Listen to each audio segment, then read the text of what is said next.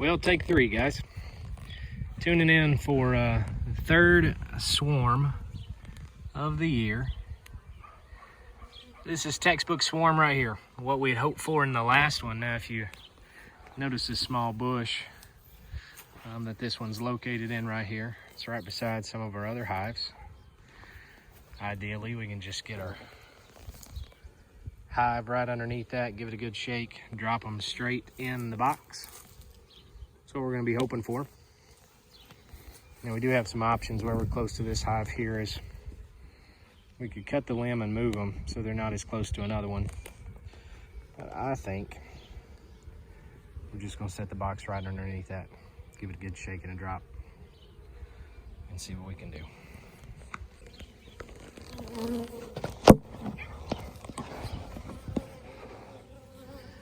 Okay, hopefully y'all are live and in on the action here.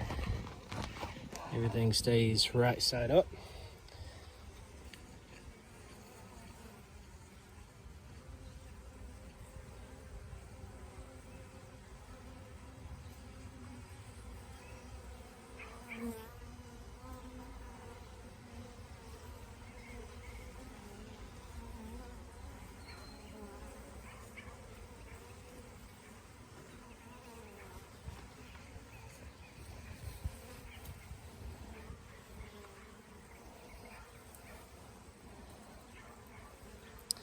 Good shake into the box. Here we go. 1, 2, 3. Good deal. Good deal.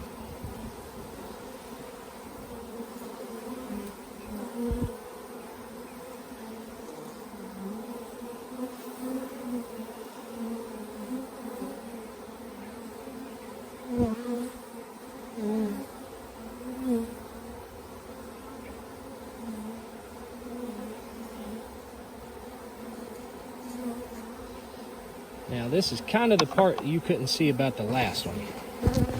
I'm gonna pick you up here. Got most of them down inside of our box, which is good. We always take a couple frames out to give them space to drop on the inside. So in a moment we're gonna start filling those other two up. And then they're gonna start working their way down.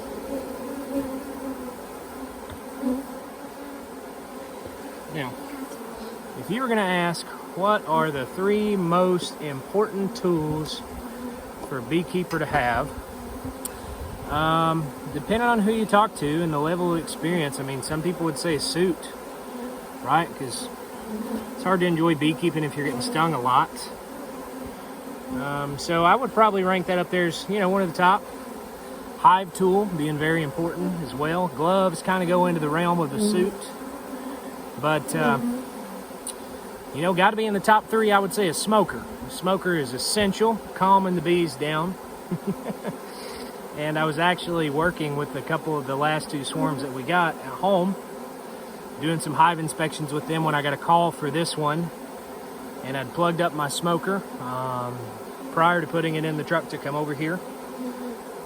Got about halfway here and realized, left the smoker at home. So we're tackling this one without smoke. Bees should calm down, work their way back into the hive. Again, as we talked in the last swarm, they're relatively docile. We don't have to worry about very much. I managed to get out of the last swarm with only 1 sting. Haven't managed any into this one at all. It would be beneficial to have some smoke to kind of just muster those bees on down. So what I'm going to try, I'm going to go ahead and get ready to get the inner cover lid on them. And as we do that, I've got a brush if I need it. Agitated.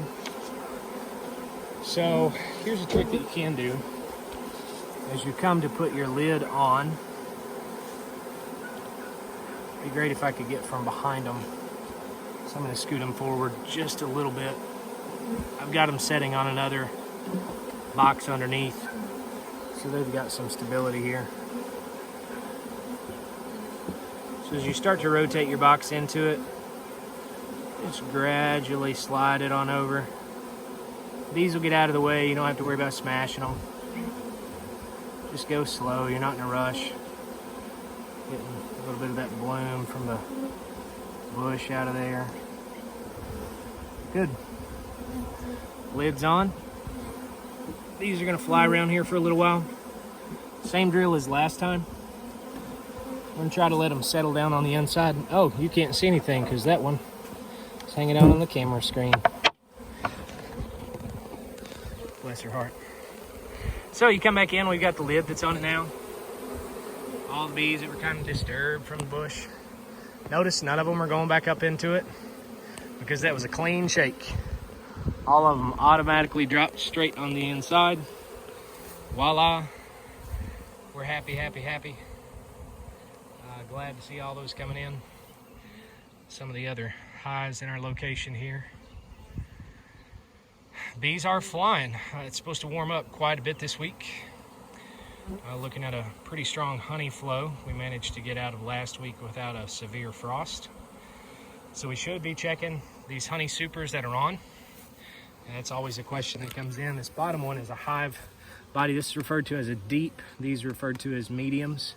And then you can go a smaller size up to a shallow. But the top two are honey supers. You could stack two of those like that to run as another hive body or a brood chamber, which is where the queen is going to predominantly lay all of the larvae or the brood.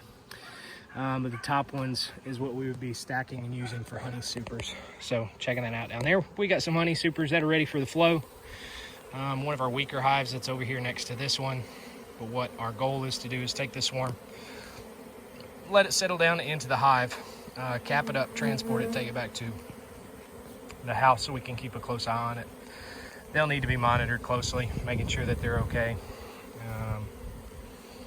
And then that will pretty much be it. So you've tuned in within about 5 minutes on this one. This swarm is good to go as opposed to the one from last week that took about an hour and a half.